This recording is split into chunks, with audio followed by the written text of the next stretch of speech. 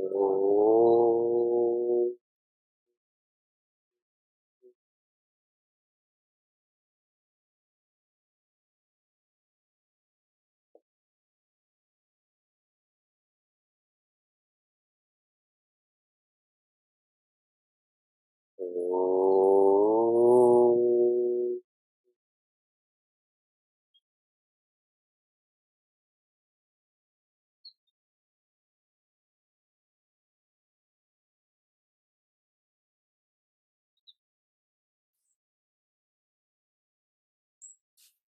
Oh. Oh.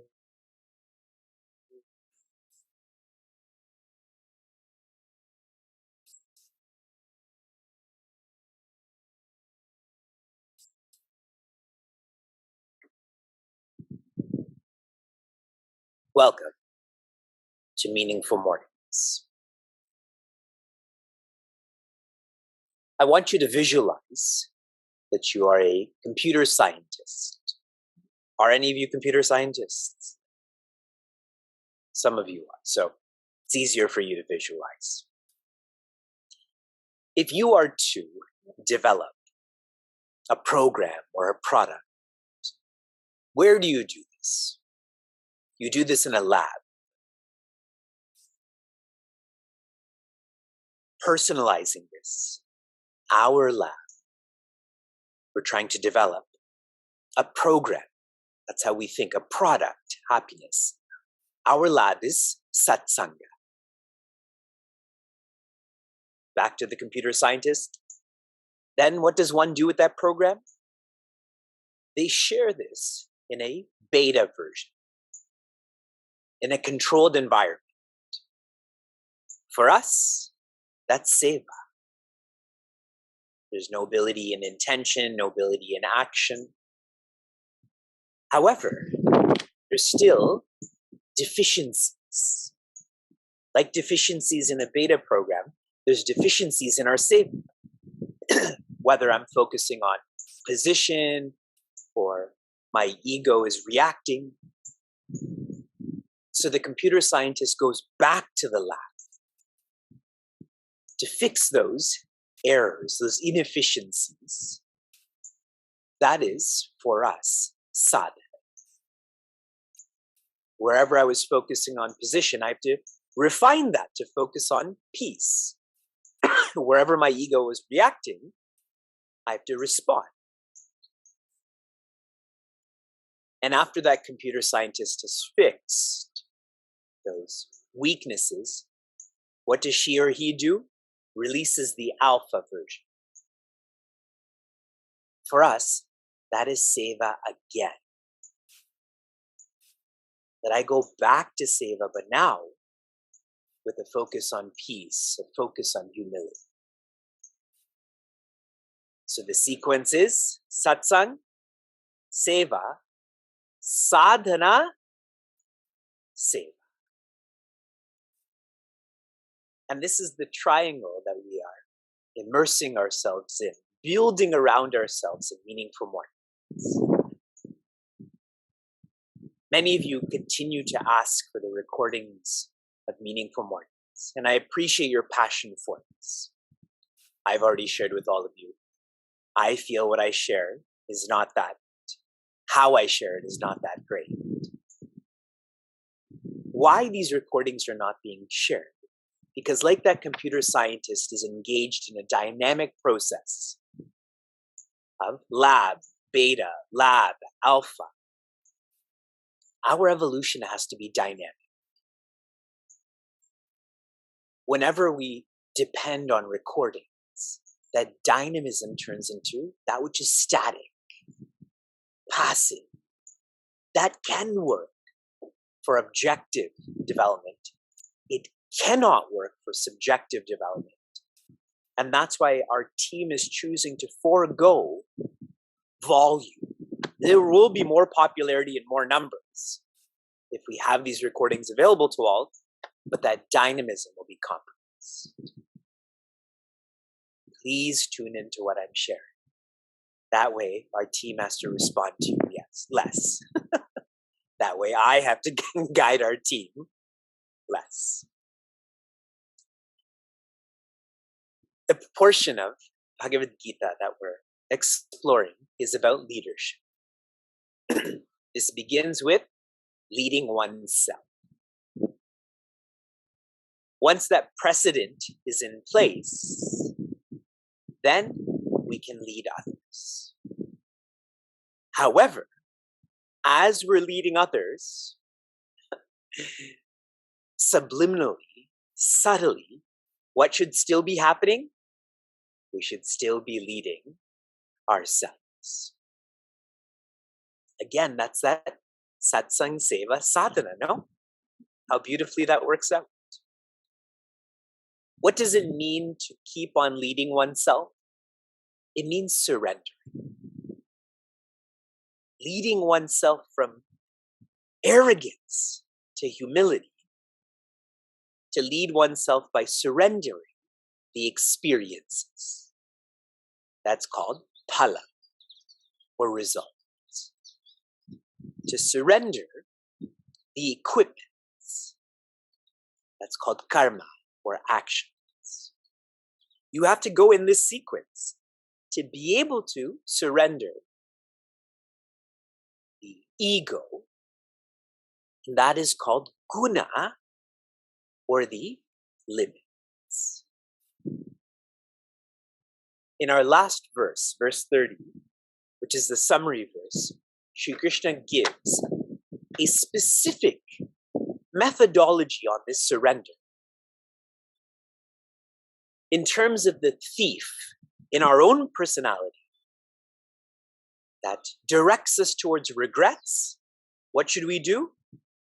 Learn from the past rather than regret the past. Then the past is not a thief, it is a teacher. The second thief that steals us from us is anxiety, anxiety of the future. Our methodology is to plan for the future. Then no longer a thief, rather a teacher. And the third thief is excitement, excitement in the present. When we're overly excited, we make mistakes. We forget things, as an example.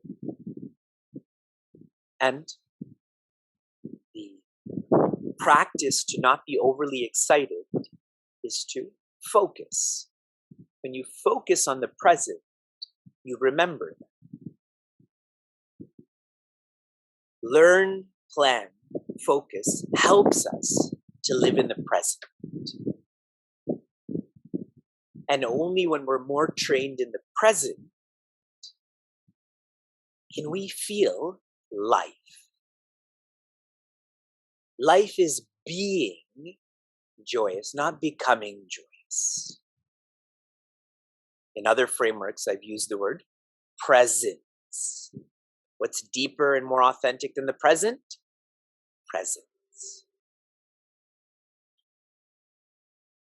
Summarizing these verses once again, because we are moving forward. Here is our leadership list for leading others. And I have already shared this in our workshops. I'm documenting this for you again. In verse 26, Sri Krishna is sharing how, instead of leading with words, lead with actions. And so our summary is empathize and exemplify. Feel another and act accordingly so they can relate to you.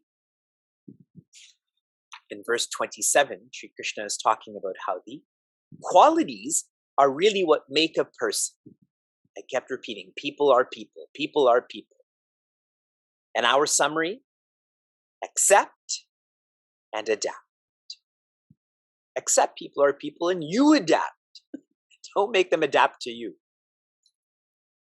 Verse 28, the one who is more authentic and deep knows that these qualities are limits and one is more. One is that presence. One is limitless. Our summary, introspect and enjoy.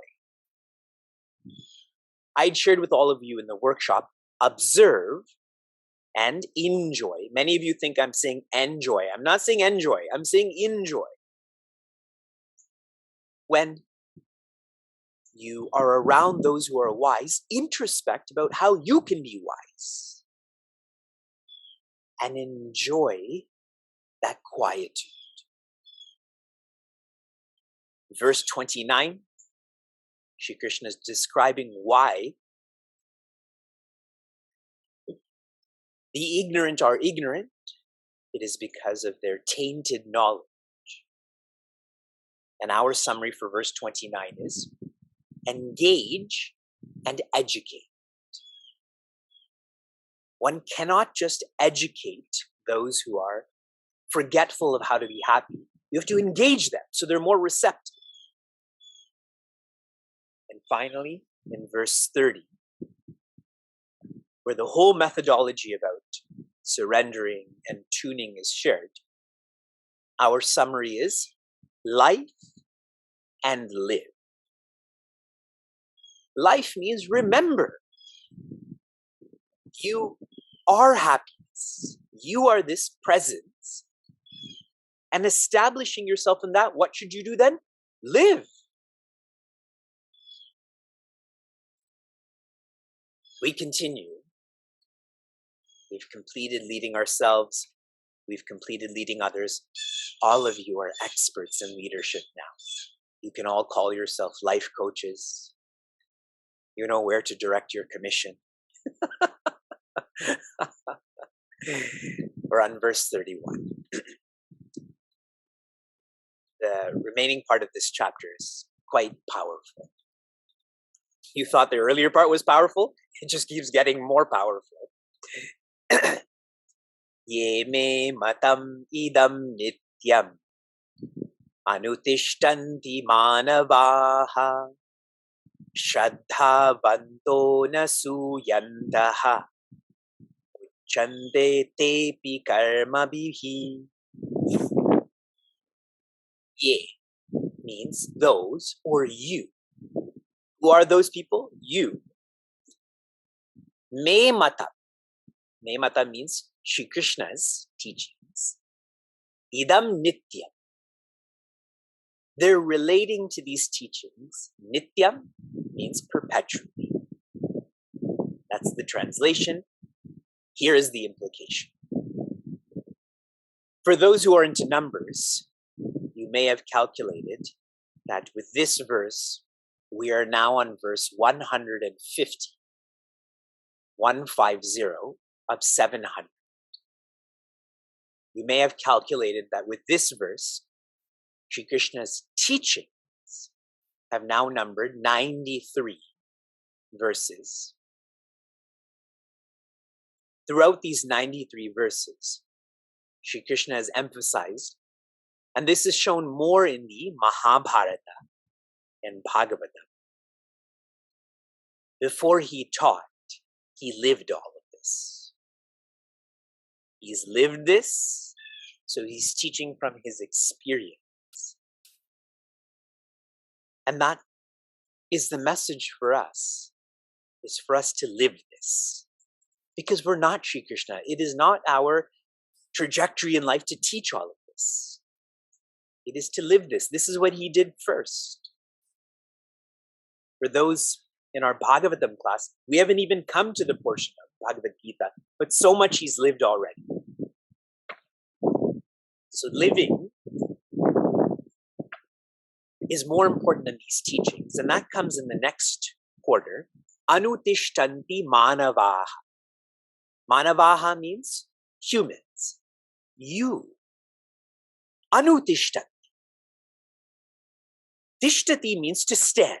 Anutishtanti means one who is ever ready. Like if you were lying down right now and I said, okay, the alarm is going off. It would take time for us to get out. Some of us may fall out of bed. We have to do a little bit of a yogasana before we get out.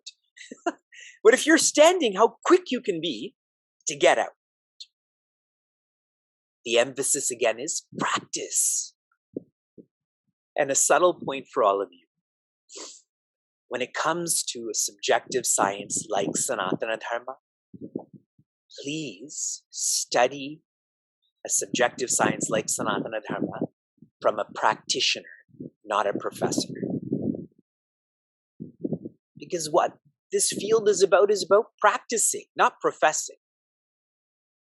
I know many of you, your relationship with Sanatana Dharma, even Bhagavad Gita, may have begun with a professor who doesn't practice. In which case it's about the teachings and not the livings, correct? That's not the flow of what's being shared. Third quarter, Shraddha Vantaha and Anasuyantaha. The catalysts to practice are Anasuya and Shraddha. I'll have to elaborate on these tomorrow. Very simply, Anasuya is to find strengths in weaknesses, and Shraddha means to hold on. Okay, that's the definition. Muchante tepi. Even those people, even you, muchante, will be freed karmabihi from action. Permanent vacation. No more commuting. No more meetings. To be freed from action here means one is no longer depending on action for joy. This is our potential. This will be our future. Please reflect on the last line. Powerful. I will share more tomorrow.